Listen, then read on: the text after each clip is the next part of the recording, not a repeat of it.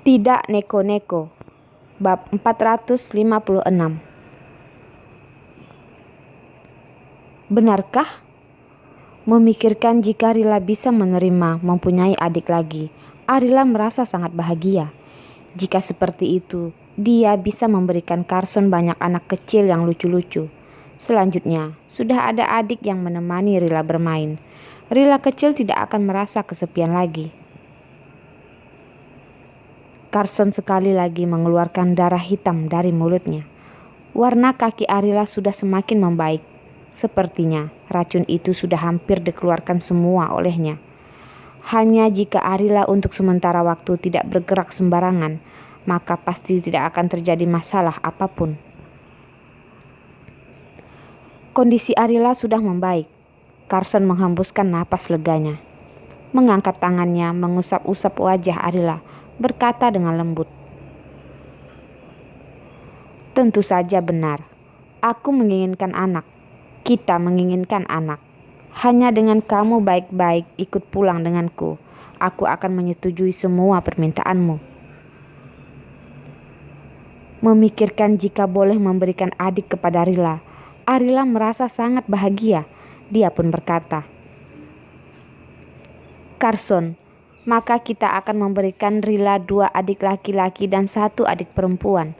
Totalnya adalah 4 anak. Kita bisa bermain mahjong." "Baik, semua tergantung padamu." Meskipun tidak ingin Arila merasa sakit lagi, tetapi Carson sangat menyukai anak-anak. Hanya jika dia bahagia, Carson akan melakukan semuanya demi Arila.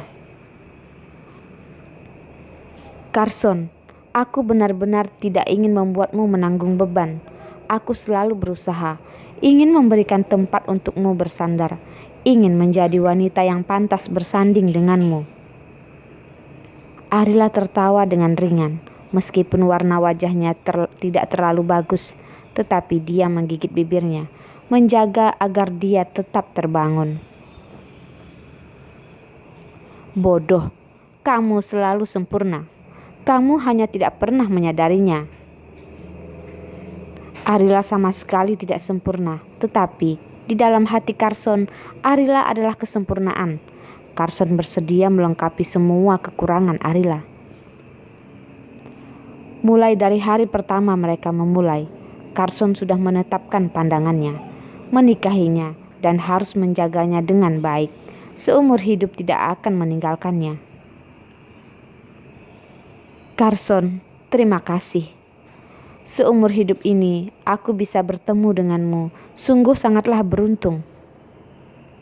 Mungkin saja Arila dahulu pernah menyelamatkan seseorang yang hampir tenggelam di sungai. Maka dari itu, di kehidupan ini, dia bisa mendapat suami yang begitu baik.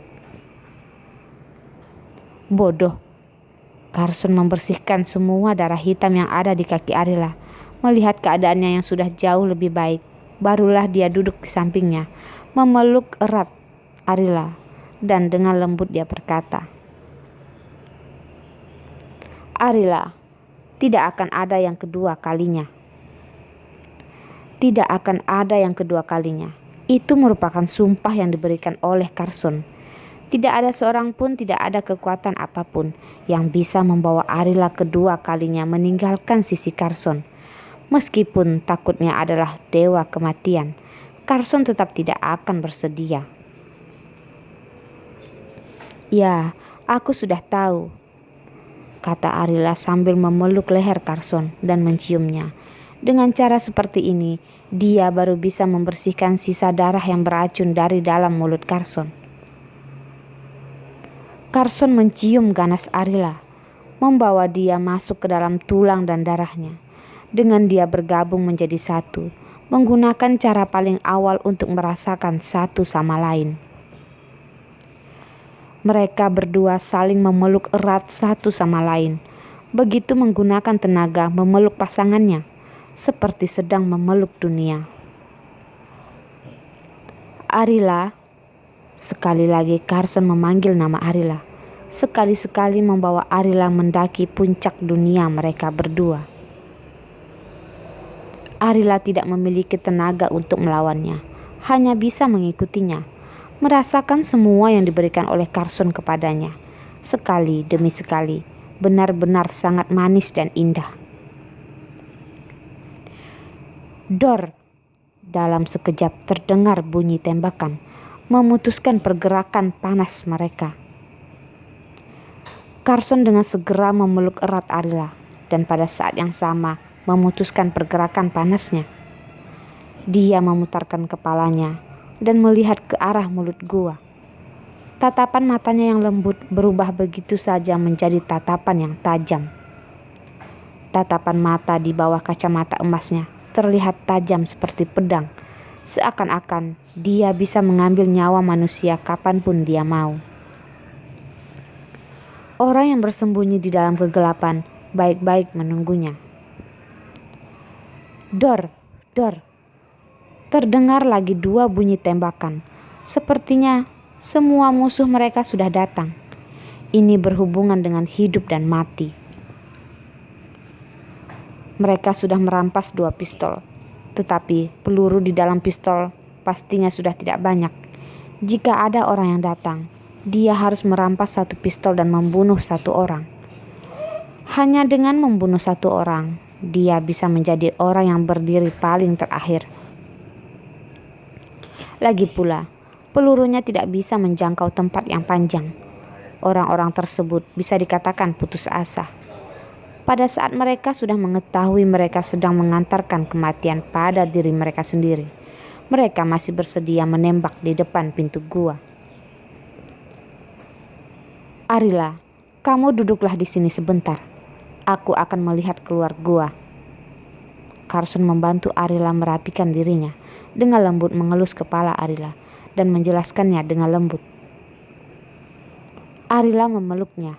Dengan khawatir dia berkata, "Kita pasti akan bisa pulang dan bertemu, Rila." "Iya." Carson menciumi wajah Arila, baru memutarkan badannya menuju arah mulut gua. Melihat bekas memanjat, kemungkinan mereka berada di bawah. Suara musuh sudah berada di atas kepalanya. Sepertinya sudah menyadari bekas kaki mereka. Arila melihat Carson dengan khawatir melebarkan matanya. Carson yang duduk di mulut gua sesekali memunculkan kepalanya melihat keadaan. Jika dia melihat musuh, maka dia akan tanpa ragu menembak mereka. Ada suara yang berkata, "Kakak, orang kami di sana sudah menemukan tubuh adik kelima dan keenam. Sepertinya mereka sudah dibereskan oleh Carson." Ada orang yang melanjutkan omongannya. "Carson pada awalnya bukanlah orang yang mudah untuk ditangani. Kami kakak beradik sudah menerima banyak perintah, tetapi tidak pernah bertemu seperti Carson yang begitu susah untuk ditaklukkan." Suara yang terdengar serius berkata, "Tutup mulut kalian. Bayangan musuh saja masih belum kita lihat. Kalian bahkan sudah kehilangan semangat. Bagaimana bisa ingin mengatasi musuh?" Ada orang lagi yang bertanya, "Adik kelima dan adik keenam bagaimana?" "Kita akan mengubur mereka. Tunggu aku mendapatkan kepala Carson, aku baru akan pergi mengurusi mereka," kata ketua mereka mengepalkan tangannya. Tatapan matanya seperti sedang memancarkan api. Dia pasti akan menghancurkan Carson menjadi berkeping-keping, membalas dendam adik-adiknya. Semua percakapan mereka terdengar dengan jelas dari dalam gua. Arila dan Carson mendengarnya dengan sangat jelas. Mereka saling bertukar pandangan. Tatapannya sama sekali menampilkan sedang mengkhawatirkan pasangannya. Pada saat yang sama juga memberitahu pasangannya jika mereka pasti bisa mengalahkan musuh. "Hitam, kamu pergilah untuk melihat keadaan di bawah." Ketuanya bahkan tidak yakin apakah Carson sedang berada di bawah atau tidak. Tetapi tetap saja ada sedikit petunjuk. Mereka tidak bisa membiarkannya begitu saja.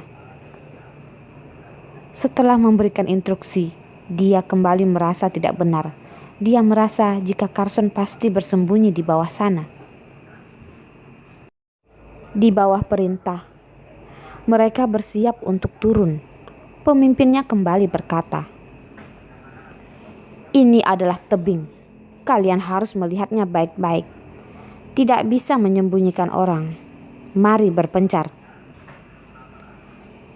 Pemimpin mereka sengaja berkata menggunakan suara tenggorokan dan dalam waktu yang sama memberikan isyarat menggunakan tangan untuk meneruskan pencarian mereka. Dor! Mendengar suara tembakan, baru saja musuh tersebut ingin turun ke bawah tebing, seperti sebuah batu yang jatuh dan masuk ke dalam laut, hanya menyisakan suara yang bergema di udara. Membuat terkejut para musuh. Mereka tidak tahu dari arah mana tembakan itu berbunyi. Semua orang itu menyatukan punggungnya.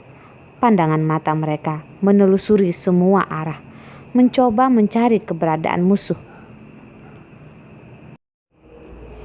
Di tengah kecemasan, tidak ada satupun yang berbicara, tidak menyadari pergerakan musuh.